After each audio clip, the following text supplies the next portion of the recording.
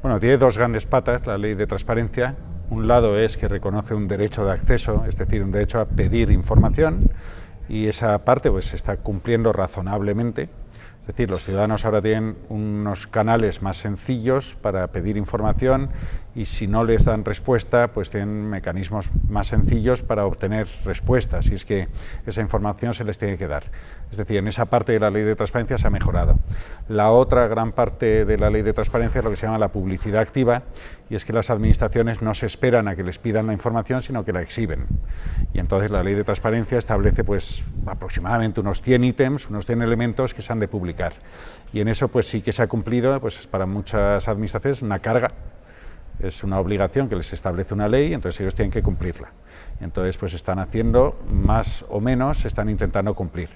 Sí que diría que el nivel de cumplimiento es muy desigual.